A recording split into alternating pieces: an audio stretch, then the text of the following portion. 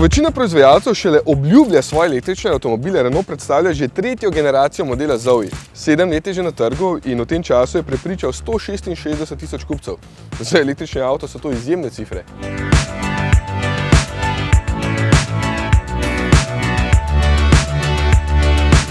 In zakaj je tako uspešen? Renault je na tej predstavitvi rekel, da ne mislijo delati avtov za premožne, za entuziaste, za posebneže, ampak avto za mase.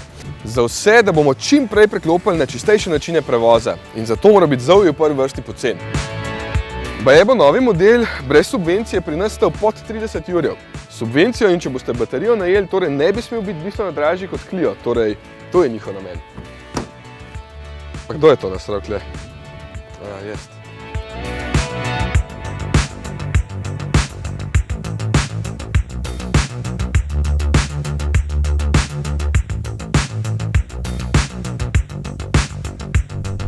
Kaj je novega? A ne vidite, motor, močnejši je, jasno, čeprav boste zdaj v ponudbi dva.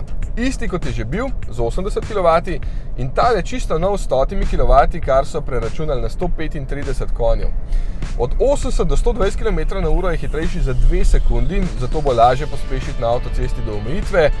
Do 100 pa pospeši prej kot v 10 sekundah.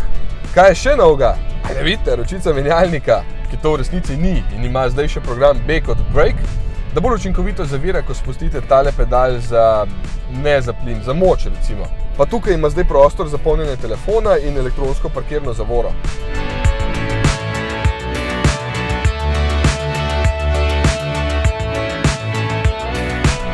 Kaj je še novega? A ne vidite, merilniki? Kar 10 palčnih zaslon je pred mano in kaže kup informacij. Pa lepo izgleda, fino grafiko so narisali, lahko se prikazuje tudi navigacija, tule sta pa lahko 7 ali pa 9 palčnih zaslon.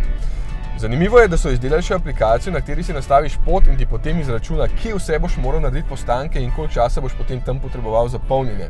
Tako že naprej veš, kdaj boš moral odtočiti, pa kdaj boš kaj pojedel.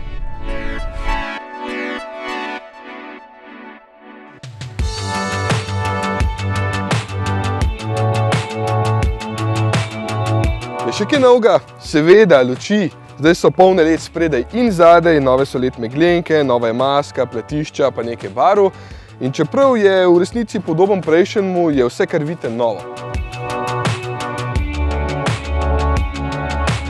Nov je tudi volan z osvetljenimi gumbi, pa sedeži in komplet armaturka. Ja, poglejte ta material. Tole je izdelano iz odsluženih varnostnih pasov in plastenk.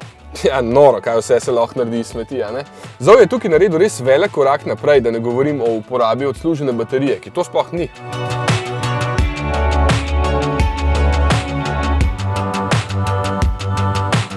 Tudi po življenjski dobi avta se baterija uporablja kot shranjevalnik energije v drugem življenju, tako da noben ne vidi težav, da bi se to kar odlagali nekje v naravi. So enostavno preveč vredne.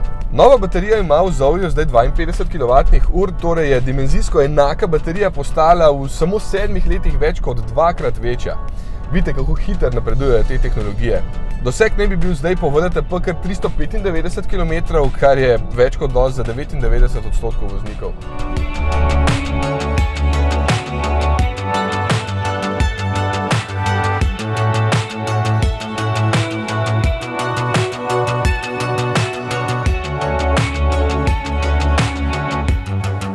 Še večja novost je polnjenje, ker zdaj lahko polnite z enosmernim ali pa izmeničnim tokom in to vse do moči 50 kW. Zoe je tako eden najbolj prilagodljivih električnih avtomobilov in zaradi tega, ker ima nov polnilnik, je tudi majčkeno tišji. Še vedno piska, ampak je tišji. Jep, Zoe bo z novo generacijo še večja uspešnica. Prve nove boste pri nas videli že januarja, naročite jih pa že lahko. Ne vem pa, zakaj moram zdaj jaz sardine dam.